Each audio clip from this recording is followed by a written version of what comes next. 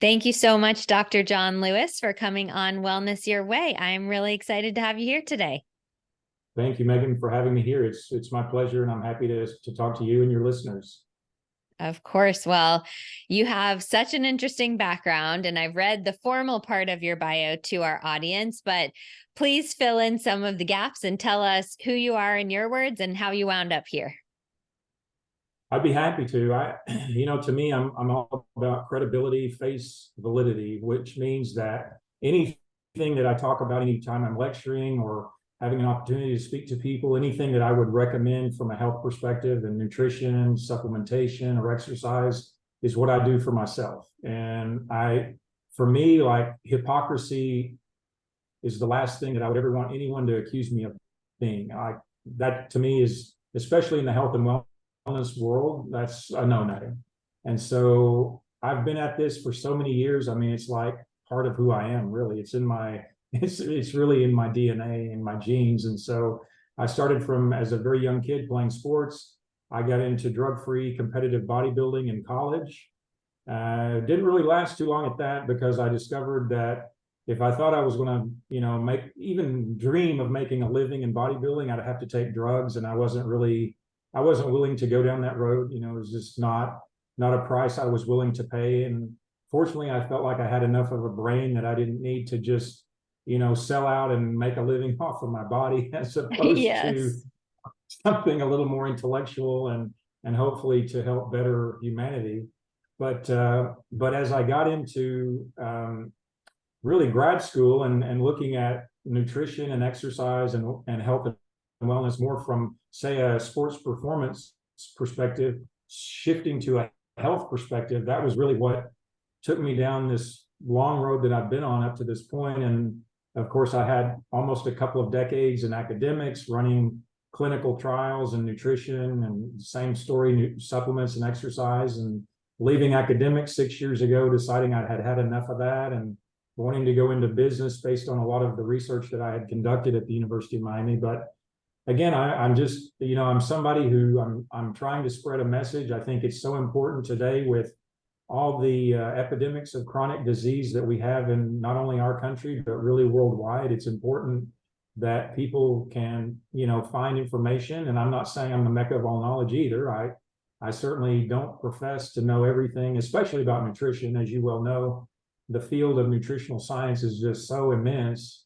It's impossible to know everything about nutrition, but I believe in, a few key areas where I focus my career. I have a message and a voice that I can lend to people that, are looking for help. I mean, we're spending, what is it, $4.5 trillion on what we call a healthcare system that's a chronic disease management system, basically. And so, just looking at that one metric, I mean, let alone, anything else that you want to talk about or analyze, that one metric alone tells us that we have a big problem. And it really all comes down to behavior. It's not bad genes. People, they think that they're born with these genetic predispositions to cancer or heart disease or diabetes. That's so untrue. I mean, for the vast majority of people, it's about bad behavior, not bad genes. And so I'm just one of many, but I do have, I think, an important message to share with people about health and wellness. And it doesn't have to be difficult. I spent all these years training and educating myself and continuing to educate myself. But for the person who hasn't chosen that path in life, I believe I have a message that is pretty digestible and pretty easy to understand. And that's, to me, is very important. So I'm just about, again, spreading a message and getting results for people and helping people. Well, thank you for being out there in the trenches doing the hard work, because you're right. We have been heading in the wrong direction. We're spending so much on sick care and it's clearly not working. So we need people like you to start turning the bus. And I'm grateful for your work in doing that.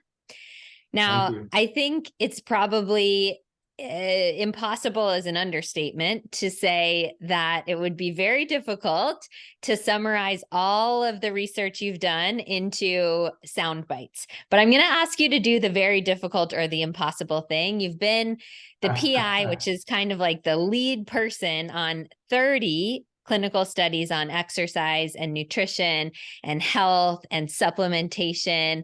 I'd love for you to share with our audience some of your most interesting or your favorite findings. Great question. And yeah, you're right. I mean, we could do a whole show just on talking about all those different studies from my academic career, but I think the most significant finding to date for me, and I'm still actually working on this particular study, even though academic publishing is no longer really my primary focus, but it's definitely the work that we did with Alzheimer's.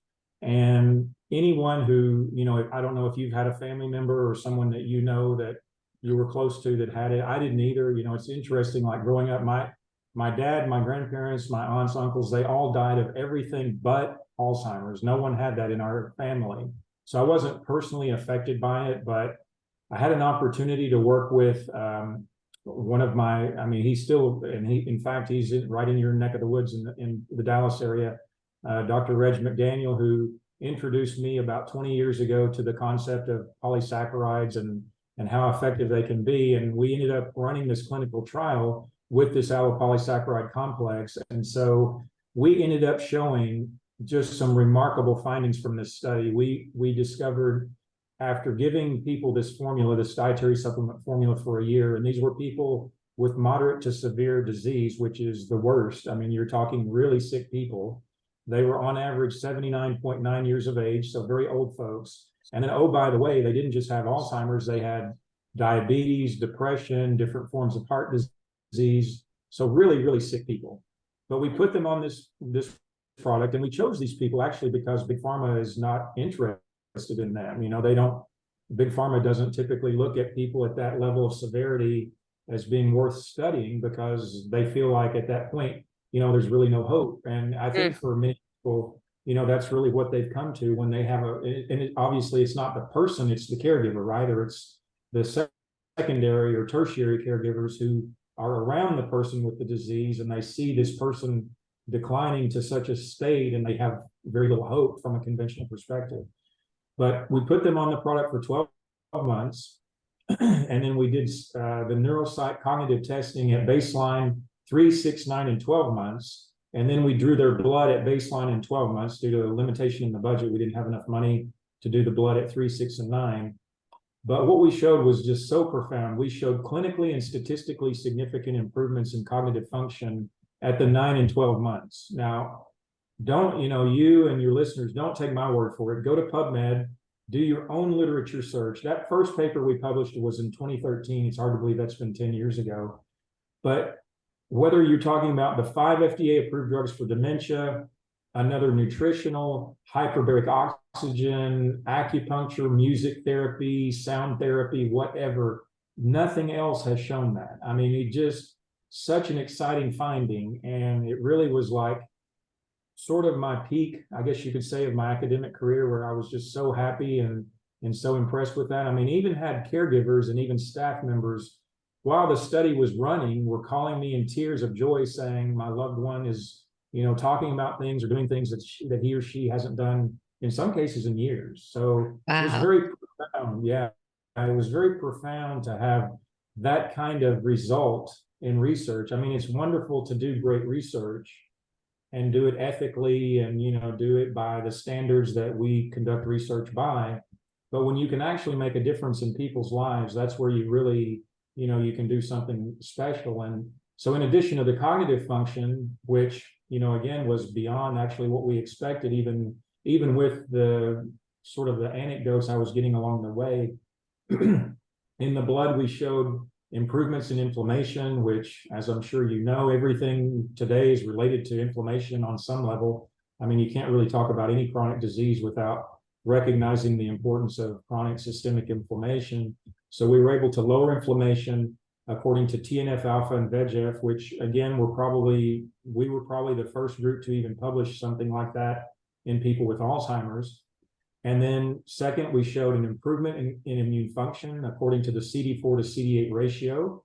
So CD4 is our helper cells, CD8 is our cytotoxic cells. We want those to be, we want that ratio to be as high as possible. I mean, almost, and that's not just true for people with Alzheimer's, that's true for all of us, especially as we get older. That's very important to have that ratio as high as possible. And then third, we showed an increase in adult stem cell production according to CD14 cells by just under 300%. So when Wow. you put this picture together, yeah, exactly. And then, I'm sure, many of your listeners are aware of all these, I think, hyped. I mean, I think there is some decent science behind some of it, but there's a lot of hype around stem cell treatments, mostly for orthopedic conditions. But imagine being able to use nutrition to turn on your own stem cell making production.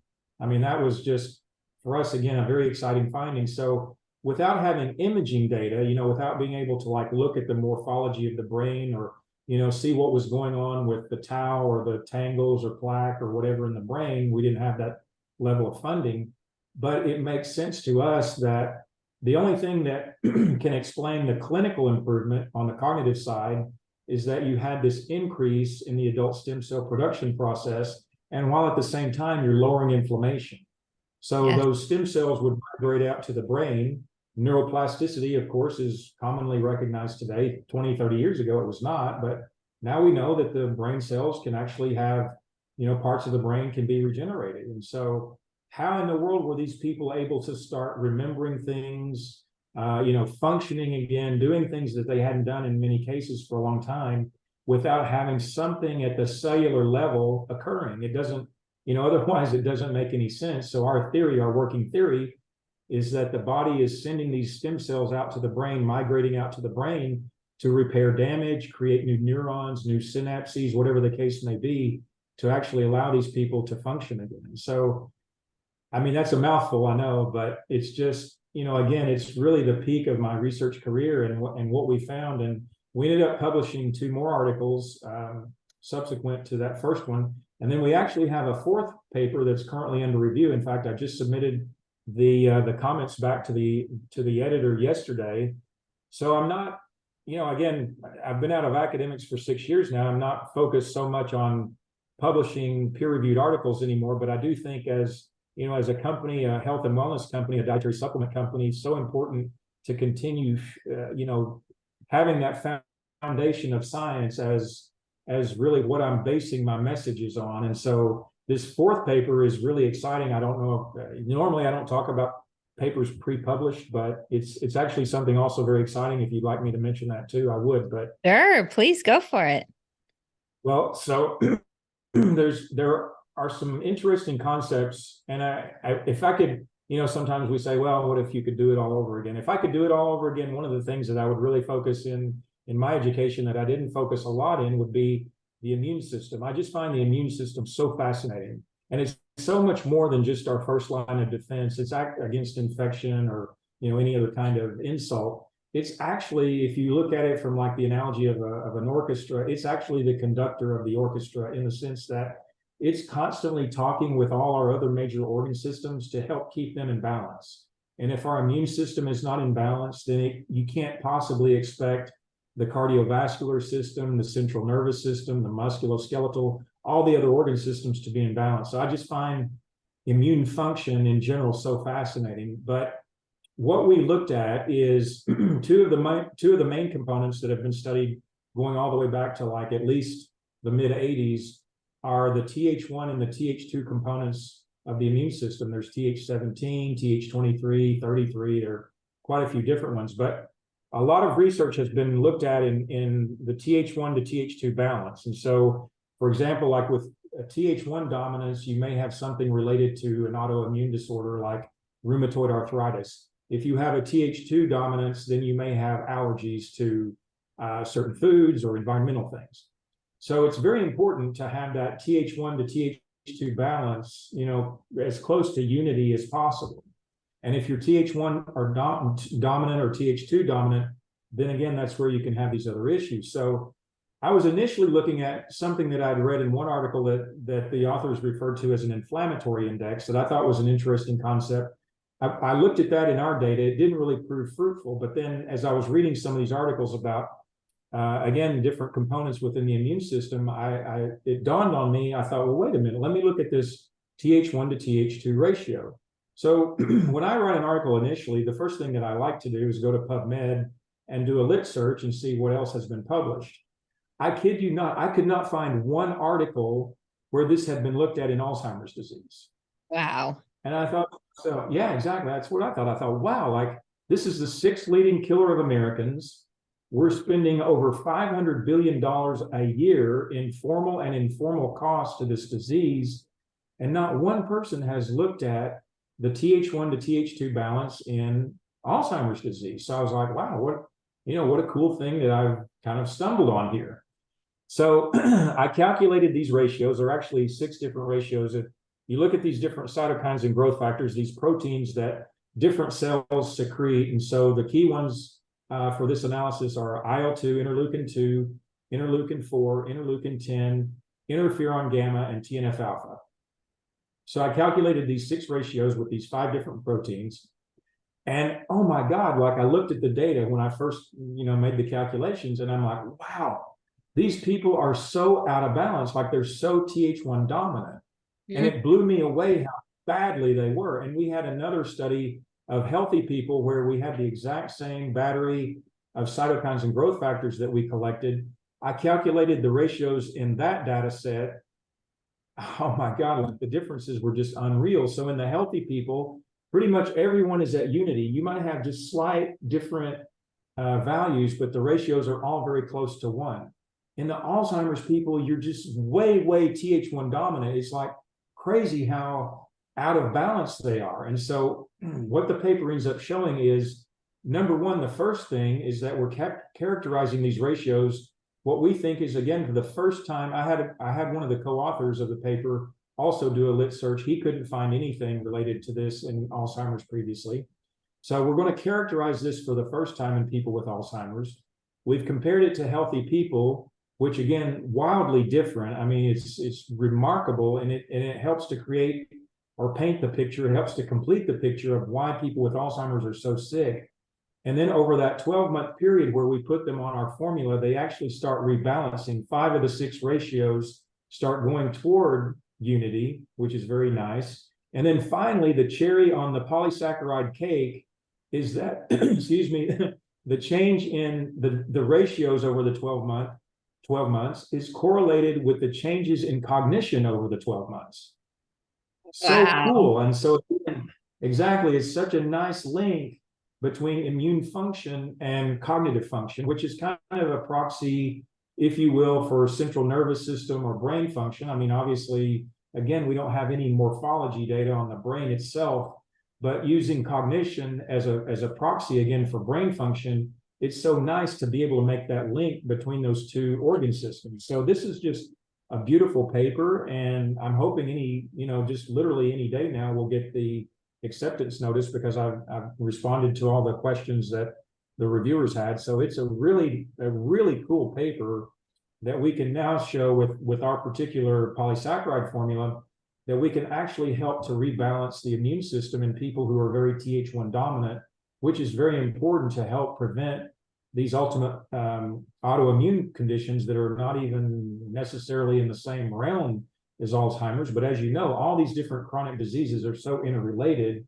And then the other thing that occurred to me that I point this out in the discussion section is, I don't know if you're aware of this, but there's a new theory about Alzheimer's that there are perhaps people, not necessarily everyone, but there's probably a segment of people with Alzheimer's who actually have gotten Alzheimer's due to viral infection.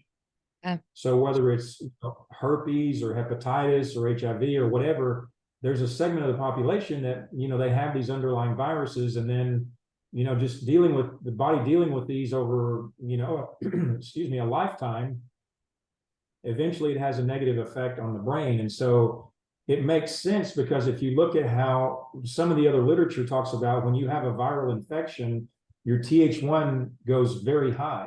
And so I'm just thinking, well, unfortunately for us, we didn't collect viral infection data in our study, but it's a nice way of theorizing, maybe once again to help complete this picture. I mean, if you look at Alzheimer's in general compared to, say, cancer or heart disease or diabetes, those other diseases have very solid and clear explanations for why people get them. Then you go over here to dementia and Alzheimer's, and it's like this, hodgepodge. Like there's no such thing as scientific consensus on what causes this crazy and tragic disease. And so maybe our study, our article will help to, stimulate more research along those lines and help to, again, kind of put some context behind why people get this disease. But it's just a really, really nice paper, and it'll be more useful information that we can use to share with the world, and hopefully, again, kind of, I mean, we're not even remotely close to completing the painting, but at least, a little bit more on the palette.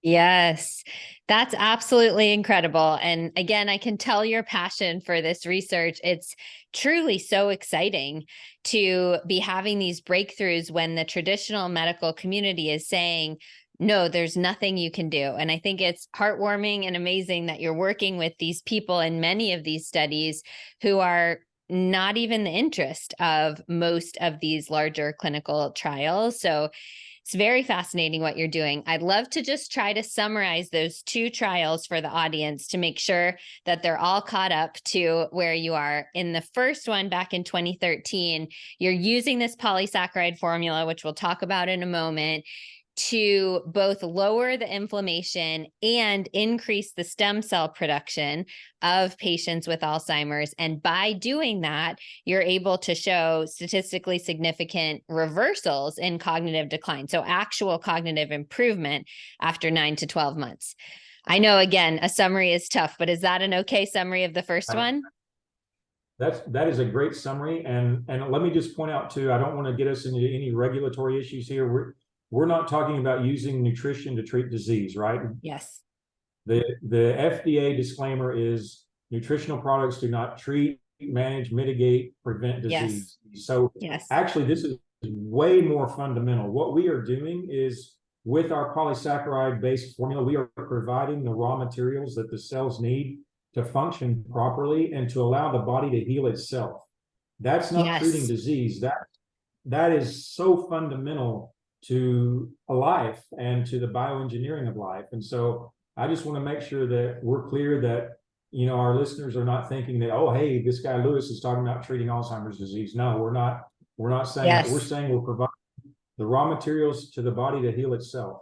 Way more Thank powerful. You for that. Yes, both from a regulatory standpoint, we're checking that off. But even more importantly, I think so many people are appropriately hungry to let the body heal itself. And they really do believe that the body can heal itself. I believe that fully if it has the right materials. Unfortunately, these days, our bodies are getting a lot of the wrong raw materials. But if we can correct that and give our bodies what they need, they're super powerfully and amazingly made. So thank you for that caveat or that clarification. And then the second one, just to summarize, you were looking at the imbalance between this Th1 and Th2, which is out of balance in a lot of different conditions, one of them being Alzheimer's. And you found that by giving the body the raw materials, again, from this polysaccharide supplement, the body was able to correct some of that imbalance, which then resulted in improved cognitive function. Is that an okay summary of the second one? You got it. Perfect. Great. Okay, so if the listeners have been paying attention very closely, they will know what a polysaccharide is. But let's just pretend that we're starting from a blank slate. Let's could you please tell them what a polysaccharide is and what are some of the most potent ones that you've decided to include in your formula? Absolutely. I would be happy to. In fact, I should have done this prior to talking about the research, but that's okay. So it's perfect now.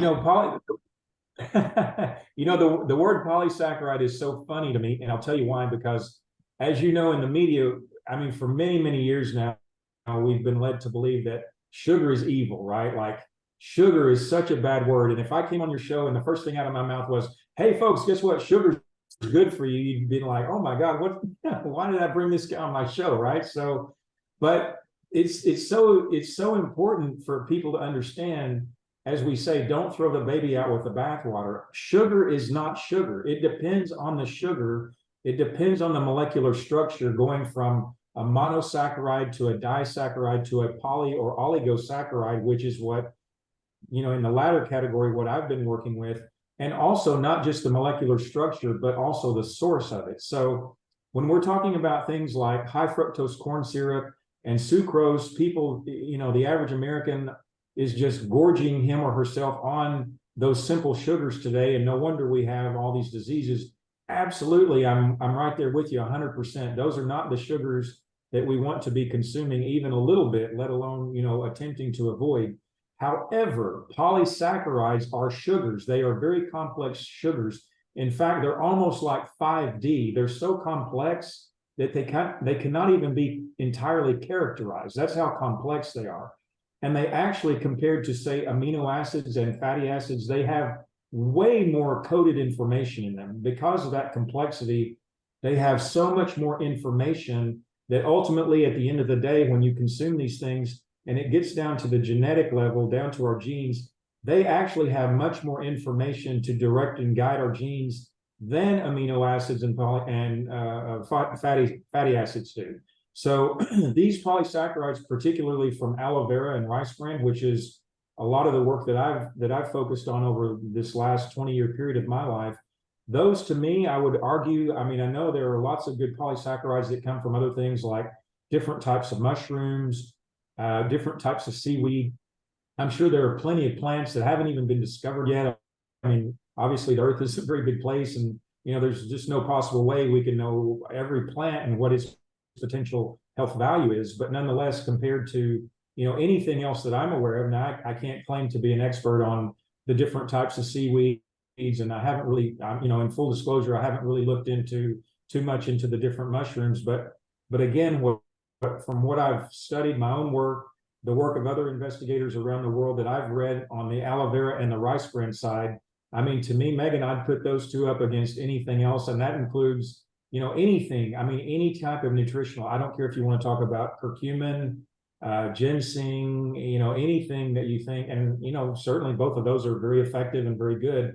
But I have yet to see anything else that touches, especially the aloe polysaccharide, which is, if I had to rank them, they're kind of like right here with each other.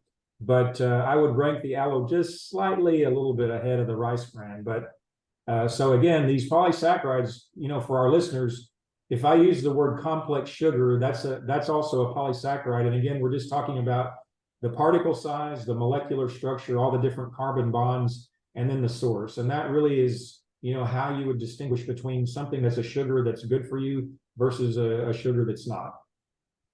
I think our listeners can get right on that page. And certainly I might have ended the podcast early if you were telling everyone to drink more high fructose corn syrup for their brain health. But we can get behind the fact that a sugar is too general of a term, just like a fat is too general of a term. Our listeners are very familiar with the spectrum of different types of fats, and I know they can understand the spectrum of different types of sugars. And some of these polysaccharides that you're mentioning are widely known as healthy foods or healthy compounds in other areas. For example, aloe vera, many people have heard of putting it on their sunburn. I use it a lot in my practice for constipation and GI issues for clients. But honestly, I've never heard of it before reading your articles and looking into your work for brain health. So how in the world did you stumble across this? And do you think this is just a super potent superfood for everything that ails us, or what? Great questions too. So, I have to always credit Dr. Reg McDaniel, a gentleman right there in your neck of the woods in the Dallas area, who I met about 20 years ago. And Dr. McDaniel is a pathologist by training, but about 40 years ago, he met a group of people that had HIV, which was way before the antiretroviral medications were approved by FDA, but they were taking this aloe vera product. They had no viral load, and their CD4 cells were normal. Wow. Now imagine that. We're talking like mid to late 80s, and these guys have basically no sign of the virus. And so they came to Dr. Reg. They wanted to help, or they wanted to understand. They needed help understanding why this aloe vera product was so beneficial. And Reg thought he was being pranked. He thought it was a joke, but eventually, thankfully for me and lots of millions, literally millions of other people that he has touched, they wouldn't take no for an answer. And so, to make a very long story short, there he eventually left. He basically stopped running his pathology practice and started practicing nutrition. This was how profoundly it changed his life. And And so he and a bunch of colleagues at Texas A&M, he couldn't get his physician friends to even show any interest, but he had several friends who were veterinarians who, you know, unfortunately, veterinarians tend to have more of an orientation toward nutrition than physicians do.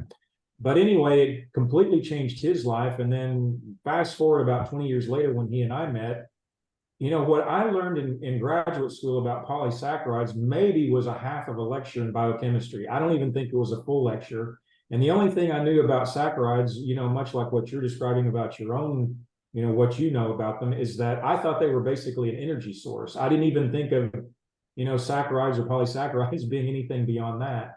And so when he and I first met, and he's telling me about all these different things that he's utilized this allopolysaccharide in different formulas for. And again, we're not talking about treating disease, but in different conditions like, you know, again, anything neurodegeneration, cancer, heart disease, diabetes, bone disease, liver disease, kidney disease, 50 different gene defects in children. I mean, the list is just enormous at this point. But all these different things would respond when giving these polysaccharides in the diet. So to answer your question, I think, you know, sometimes when we hear the word, well, it's a cure-all or it's for everything, and you know, it's kind of like the old saying, too good to be true, but in this case, it's actually not. And the reason why is because of our 30 plus trillion cells in the body, every single one of these cells needs nutrition, right? I mean, no cell is alive in our body without nutrition. I mean, of course, oxygen is our first nutrient, but then beyond that, we need vitamins, minerals, all these different cofactors, elements, all these different phytonutrients that supply our cells the materials and the fuel that they need to function properly. So again, it doesn't really matter if you're in perfect health or if you're at, you know, some terminal stage of cancer or something else in between. You still need nutrition to function. And what we've showed, again, and I'm saying I'm including a lot of other people, my colleagues and friends that have been at this for a long time, is that these polysaccharides, it is really true that regardless of what your current health status is, you can utilize these things. And to me, the most interesting thing, and of course, as you well know, I don't care if you're vegan or carnivore or keto or Mediterranean or Zone or Atkins or South Beach, I don't care what your dietary philosophy is, you're not getting these things in the food. I don't know anyone who eats aloe vera. I mean, you know, there are aloe vera juice drinks out there, like you were saying, for, you know, maybe GI purposes or whatnot. But I can tell you that's about 100% water and maybe, you know, a smidgen of polysaccharide. You're not getting that from those kinds of products. I know because I try to get my clients to actually consume the real aloe vera from the plant or the pure 100%. And at least 70% of them come back and say, I just couldn't do it. Like I literally could not get it down. I'm like, it's not that bad. Come on, you can do it. But I know, I think you're right. Our audience is super familiar with me pushing the power of plants to so many people. And I truly believe that almost everyone would feel better with eating more plants, regardless of their dietary philosophy. That said, I think you're right. Some of these polysaccharides, I don't know anyone who's sitting around like eating just a mix of rice bran oil and seaweed and aloe vera. These are just really hard to come by. Exactly. And remember, I mean, even with, you know, this therapeutic value that the aloe vera gel has, I mean, it's not just polysaccharide. It's got, you know, amino acids, fatty acids, anthraquinones, vitamins, minerals. I mean, it's loaded with all kinds of nutrition. But what I'm referring to is taking a source where, first of all, you strip out all the water, which the gel's 98.5, 99% water, get rid of all that water, then take the polysaccharides, mannan, acetylated polymannan. I mean, there are a lot of different synonyms for it. Get that thing in particular and then concentrate it into a dose of a couple of 100 milligrams. Actually, you don't even need to, and especially for people that have like really serious health challenges, you don't need like 100 grams of this stuff. I mean, literally, you give the body a few 100 milligrams per dose, and man, it's like supercharging your fuels and turning on all of these corrective mechanisms that will get you back to homeostasis and hopefully back to health. But I think it's so important that, we I guess acknowledge or recognize, the benefit. I mean, this plant, and to your point initially, you said, oh, well, if you have a sunburn or a cut or a wound, it's great to put on your skin. I mean, historically, we know humans have been using aloe vera for thousands of years. And of course, the average person thinks of it as a topical solution, and that's fine. I mean, I think the FDA even allows claims around topical wound healing. It's wonderful. However, that is just like the tiny little tip of the iceberg of what these polysaccharides will do for you when you consume them orally in a concentrated dose. And so again, it's been such a motivating thing for me these last 20 years of watching people heal themselves when they introduce these polysaccharides into their diet, into their body. It's just incredible. That's amazing. I know, and we can caveat it by saying this would be conjecture, because I don't think you've done studies on this yet, although please correct me if I'm wrong. Do you believe that these polysaccharides have preventative power as well, or even cognitive enhancing power for those of us who fortunately don't have Alzheimer's right now? Or do you see this just as a treatment? No question about it. Prevention is so. Oh, and it's not a treatment. I shouldn't have said that word, but you can, no, it's okay. You can correct me. Yeah, it's okay. No, there's no question about it. I mean, in fact, somebody was asking me about this earlier today, this notion of prevention. And to me, like if you're destitute or, you have severe, extreme financial difficulties, maybe you can't eat well, maybe you can't supplement. I understand that. I mean, there are definitely people that are really struggling out there financially, and they just can't commit to, that kind of prevention or protection for themselves. If you're not in that camp, to me, prevention, what's the old saying? An ounce of prevention is worth a pound of cure, or something like that. Yes. Maybe butchered that saying. But, as a scientist, like if I put my scientific hat on and say, okay, well, how would we measure prevention? Like, how would we give people a dose and then follow them all of their lives? And then at the end of their lives, they didn't get Alzheimer's, or they didn't get diabetes, or they didn't get cancer. You'd say, okay, well, prevention worked. He just or she just died of old age, right? Like, it would take a long time, in other words, to answer that prevention question as being like a very, like looking through like very rigid eyes as a scientist. But I've been taking this stuff for 10 years. I mean, I've been on it for a long time. My mother's been on it for even longer than that, like 15. My wife's been on it the last couple of years. We have a 3-year-old. I started her on it when she was 6 months. She's now 3.5. Smart as a horse, or healthy as a horse, smart as a tack. So, I look at prevention as like, you should do whatever that could possibly help you not get dementia, not get diabetes, not get cancer, not get heart disease. If you have the possibility of putting that tool in your toolbox, why would you not do it unless it was just financially not doable for you? So, but I know for a fact, I mean, again, these are anecdotes from my customers, people that I work with, who will tell me, I started taking your product.